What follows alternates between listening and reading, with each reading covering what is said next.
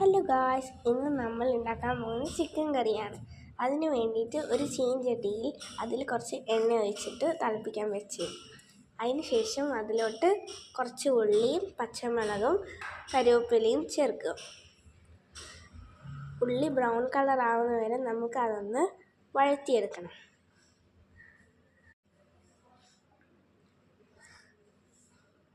നല്ലോണം വഴറ്റിയെടുക്കണം, നല്ല സ്മെല്ല് വരുന്നവരെ വഴറ്റിയെടുക്കണം. അതിന് ശേഷം അതിലോട്ട് ഒരു 2 സ്പൂൺ ഉപ്പും ചേർത്ത് നന്നായിട്ടൊന്ന് മിക്സ് ചെയ്യണം. അതിന് ശേഷം ഒരു 2 തക്കാളി എടുത്തിട്ട് അത് അരിഞ്ഞിട്ട് അതിലോട്ട് ചേർക്കണം. അതിനു മുമ്പ് നമുക്കിതൊന്ന് ഇളക്കി കൊടുക്കണം. ഇടയ്ക്കിടയ്ക്ക് ഇളക്കി കൊടുക്കണം, ഇല്ലെങ്കിൽ അത് അടിപിടിച്ച് പോകും.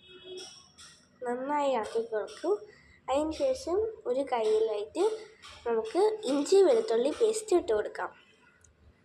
അതും കൂടെ ഇട്ടിട്ട് ബ്രൗൺ ആയതിന് ശേഷം മാത്രമാണ് നമുക്ക് ഇഞ്ചി വെളുത്തുള്ളി പേസ്റ്റ് ചേർക്കേണ്ടത്. അതിന് ശേഷം അതെല്ലാം ഇട്ടിട്ട് നമുക്ക് നന്നായിട്ടൊന്ന് മിക്സ് ചെയ്ത് കൊടുക്കാം. കരിയാതെ ശ്രദ്ധിക്കണം.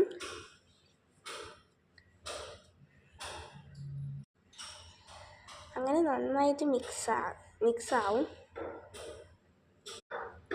അതിലോട്ട് നമ്മൾ അരിഞ്ഞു വെച്ച തക്കാളി ഇട്ട് കൊടുക്കാം.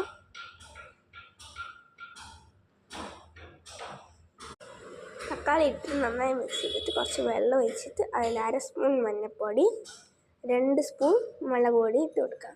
മുളക് പൊടി നിങ്ങളുടെ എരിവിനനുസരിച്ച് ഇട്ട് കൊടുക്കാവുന്നതാണ്. ഞങ്ങൾക്ക് 2 സ്പൂണേ ആവശ്യമുള്ളൂ, അതുകൊണ്ട് 2 സ്പൂണേ ഇടുന്നുള്ളൂ. എന്നിട്ട് നന്നായി മിക്സ് ചെയ്യാം. മിക്സ് ചെയ്യുന്നതിന് ശേഷം ഒരു 2 സ്പൂൺ മല്ലിപ്പൊടി ഇട്ട് കൊടുക്കാം. എന്നിട്ട് അത് ഇനിയും കുറച്ച് വെള്ളം ഒഴിച്ചിട്ട് നന്നായിട്ട് മിക്സ് ചെയ്തതിന് ശേഷം കഴുകി വെച്ച ചിക്കൻ എടുത്തിട്ട് അതിലോട്ട് ഇടാം. ചിക്കൻ നന്നായിട്ട് കഴുകിയതിന് ശേഷം മാത്രമാണ് നമ്മൾ അതിലോട്ട് ഇടുക.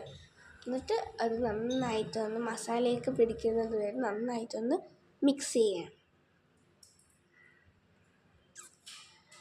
കുറച്ചായിട്ട് വെള്ളം ചേർത്തിട്ട് വേണം മിക്സ് ചെയ്യാൻ, കാരണം അതിങ്ങനെയും മിക്സ് ചെയ്ത് കഴിഞ്ഞാൽ അത് കട്ടിയാവും.